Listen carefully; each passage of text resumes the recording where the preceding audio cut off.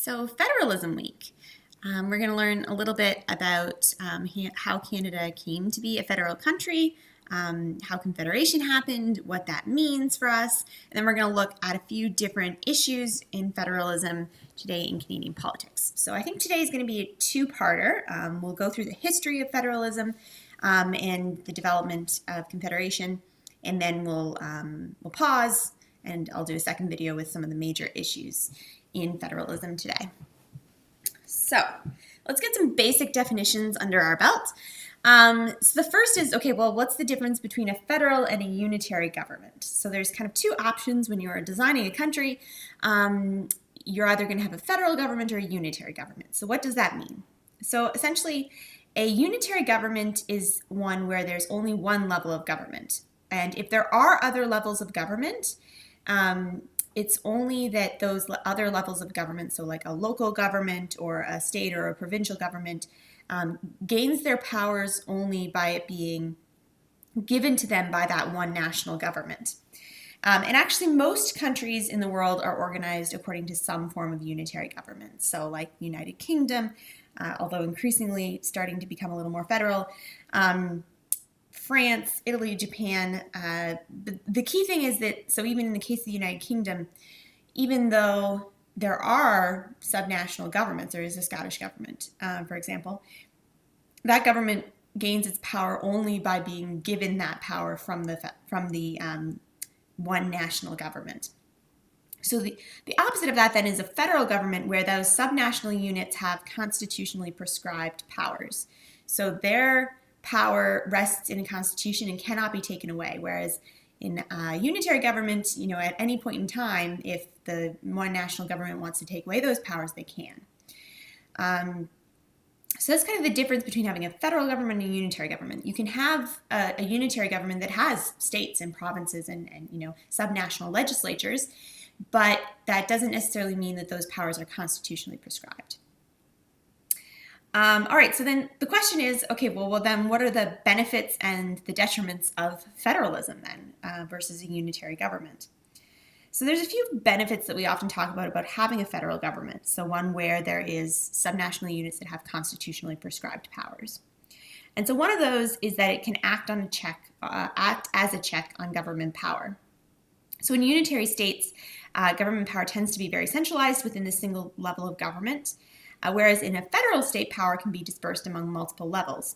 And so it's very difficult for one set of political elites to control all of the power in the direction of government.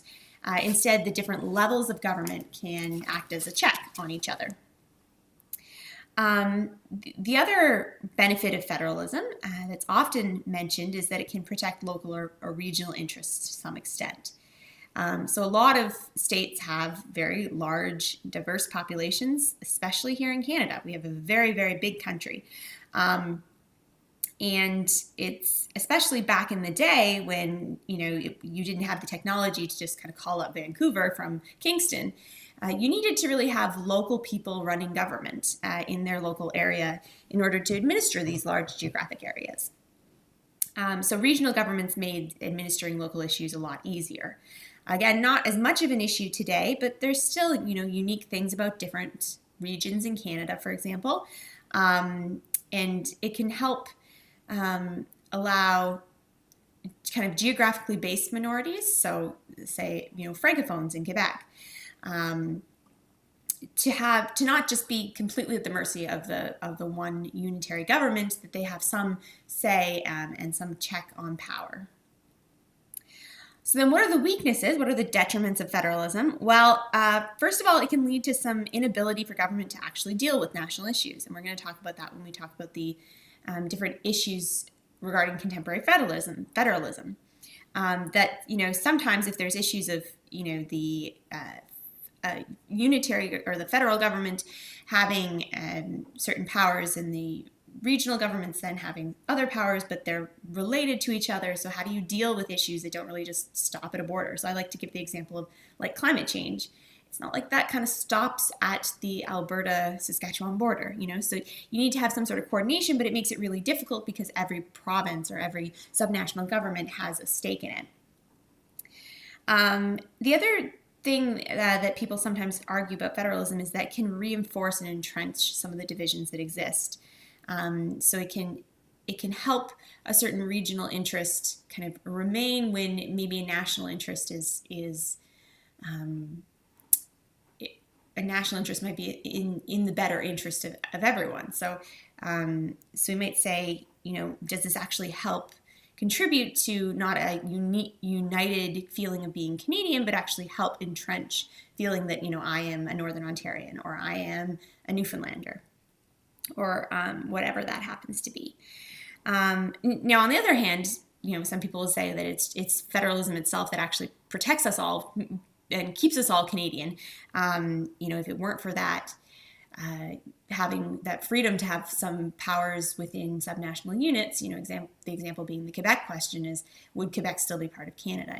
That's a great counterfactual to talk about, but essentially this idea that while it can reinforce divisions, it can also actually protect us from actually dividing up based on those divisions. So that's kind of the basic definitions in political science of what a federal and unitary government is, some of the pros and cons. So let's look specifically at Canada and how we came to have our federal government. All right, so it's timeline time. All right, so where we left off a few lectures ago was the Durham Report and the Act of Union. So that we had responsible government being put in place, and the Act of Union put the two Canadas, so Canada East, Canada West, together into one united province of Canada. Each of the two provinces, Canada East, Canada West, had equal representation in this elected assembly. The idea behind that was that even though Canada East, so just to clarify, Canada East meaning current day Quebec, and Canada West was current day Ontario. Even though Canada East's population was bigger, they said, well, hey, if we give them equal representation, then they can check each other's power, and we don't need to be dominated by a bunch of French Catholics. The problem, of course, with having equal power was that there is often political deadlock. So we have to keep that in mind, that even though the Act of Union brought about some movement towards responsible government, there's still some challenges and some, political deadlock in the sense that people were not actually getting things done, and there was still some issues that needed to be sorted out with Canada's government. Okay, so meanwhile, you get some Corn Laws in 1846, which is very exciting. So by the 1840s, Britain had started to do away with preferential treatment for the Canadian colonies. So in the past, because Canada was very much a colony of Britain, we had preferential treatment. We could trade easier with Britain. And in 1846, with the Britain repealed the Corn Laws, which had been in effect since 1791. And so the impact of this repeal was that Canada no longer had these preferential treatments in terms of like lower duties or lower taxes on wheat and grains coming into Britain from British colonies like Canada. So without this protection, it meant that Canada's grains had to compete with grains from many, many other countries for the British market. And of course, this was not a great thing for Canada. And so the United Province of Canada was thrown into a bit of a recession, some economic decline, because they really didn't have this preferential treatment from the UK that they had under the Corn Laws. So to clarify, Corn Laws were repealed in 1846. So Canada was kind of stuck at this point where it's like, okay, well, what do we do about this now? We're in economic decline. We don't have preferential treatment from Britain. Who are we going to trade with? And then, of course, they said, oh, well, why don't we trade continentally with North America rather than colonially with Britain and other colonies? Okay, so how do we go about doing that? We would need some infrastructure if we want to be able to trade with each other. One of those things being, of course, railroads or other means of transportation. The only problem with that is in order to do this, we need some sort of coordination and we need some sort of cost sharing. So how are we going to go about doing that? So that's the second thing that we kind of have to keep in our back of our mind, is that Canada was having some issues with figuring out how to trade with each other and trade with the United States. because Britain no longer was giving them preferential treatment. And the result was a bit of a recession. So that's also in the back pocket. Third thing that's in the back pocket, American Civil War happens. So obviously largely over issues of slavery, control of economic and political decision making. The South, or the Confederates, were fighting against the northern states known as the Union. So that's Civil War 101. So technically Britain and France were both neutral in this war, but Britain had a textile industry that needed cotton. And who produces the cotton? Well, it's the southern states. And so the Union, or the North, was trying to attempt to block ships with cotton leaving from the South. And Britain was not happy about this. And so British investors built little ships, little blockade runners that were able to smuggle cotton out of the South to Britain. And Americans, of course, in the North were starting to be like, this is not cool. Stop doing this. And even though British government was neutral, it was very much kind of okay with these blockade runners coming through and smuggling out the cotton. And so Britain and America were not particularly pleased with each other. Now, why does this influence Canada? Of course, because Canada is technically part of Britain. So maybe if the United States wants to get back at Britain for smuggling out all the cotton and helping the South unofficially, but still helping them out, then maybe, invading Canada is a better option than going across the ocean to the UK. So Canada's starting to get a little nervous about this because Britain is not exactly staying super neutral. And then things get really difficult. So 1861, the Trent Affair. So an American warship stops a British mail ship. And they realize that on board there are 2 Confederate agents who are going back to get support from Britain. So the Americans took those 2 agents prisoner, but they had been in neutral waters, so that was not really allowed. So Britain was really pissed off, and they threatened to retaliate. Eventually, Abraham Lincoln does free those prisoners because he's not particularly keen on having to fight a war with Britain at the same time as fighting the Civil War in the United States. And this really just strains British-American relationship. And Britain threatens to retaliate, and America's really worried about that.